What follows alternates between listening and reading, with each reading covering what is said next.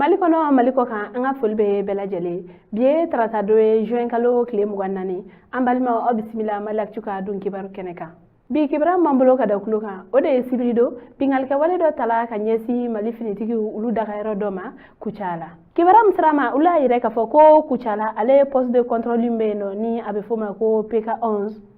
ko jatigɛwale taba dɔ olu kɔni ye u kun da ni yɔrɔ in kan ni ka taa marifakisɛ kɔni ci mɔgɔw la o senfɛ a yirɛla k'a fɔ ko mɔgɔ 9 olu bɔnɛla u nin na mɔgɔ 8 olu joginna ko wa mɔgɔ 9 minnu salen filɛ nin a yirɛla k'a fɔ ko duguden mɔgɔ 7 ko olu kun b'a la ale ni finitigi 2 o hukumu kɔnɔna la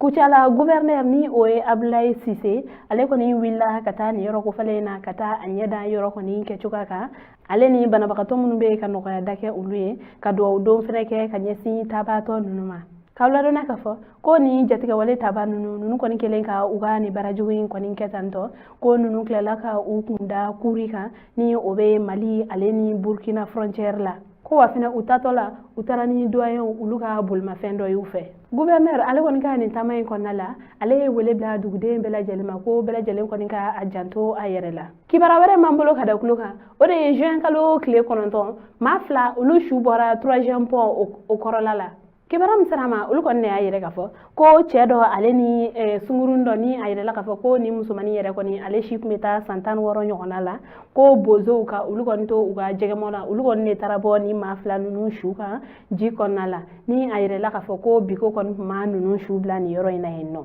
o hukumu kɔnɔna la ci bilala 16e arrondissement o finitigilakaw ma wa olu yɛrɛ kɔni fɛnɛ ye ci bila sotiba ye sescom kɛnɛya tigilamɔgɔ dɔ ma o kana a ka jateminɛw kɛ kɛnɛya tigilamɔgɔ in kɔni ka fɔ la ko ni maa 2 ninnu ko ninnu kɔni kun su bɛ ji la a bɛ tile caman yɛrɛ kɔni bɔ ko de kɛla sababu ye ko fo su ninnu kɔni ko u tiɲɛna k'aw ladɔnna k'a fɔ ko sungurunin mun kɔni ni ale kɔni su yera ni yɔrɔ in na ko somɔgɔ yera ale la ko ni sungurunin kɔni tun bɛ bɔ sirakɔrɔ nɛgɛntan na ko nka ko cɛ in kɔni ko somɔgɔw jɔnjɔn kɔni ma sɔrɔ o la fɔlɔ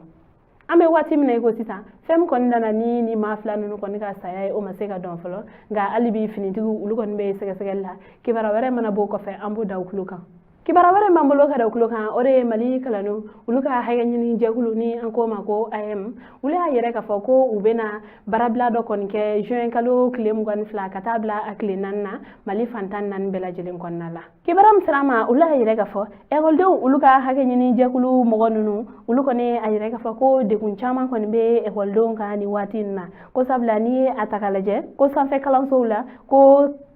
kundo yɔrɔ kɔni tɛ ekɔliden caman bolo ko olu kɔni ka nin grève in ko a kun jɔnjɔn dɔ ye o ye ko nka ko o yɛrɛ fɛnɛ tɛmɛlen kɔfɛ tuguni ko san o san ko wari dɔ bɛ tigɛ ekɔlidenw ka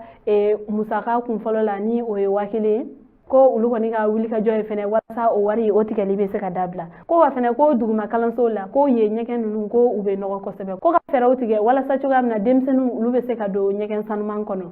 ko wa fɛnɛ o tɛmɛlen kɔ ka bɔ yen na ko IFM kalandenw ko san o san a yiralen n'o k'a fɔ ko olu kɔni ka wariw tɛ sara joona ni o ye u ka musakaw ye ko u ka wulikajɔ dɔ ye fɛnɛ o fɛnɛ ka dabila ko o fɛnɛ tɛmɛlen kɔ ka bɔ yen nɔ ina kura jɔ la ko jamana ɲɛmɔgɔ olu fɛnɛ ka fɛɛrɛ tigɛ walasa cogoya min na ina kalandenw olu bɛ se ka yɛlɛma u ka kalanso kura kɔnɔ ninnu de an ye mɔgɔ olu ka grève in a laɲiniw na kumaba ye an balimaw ni kibaru ni tun b'an bolo ka da u tulo kan ani ce a ka kulomajɔ la a k'an bɛn a ɲɔgɔn na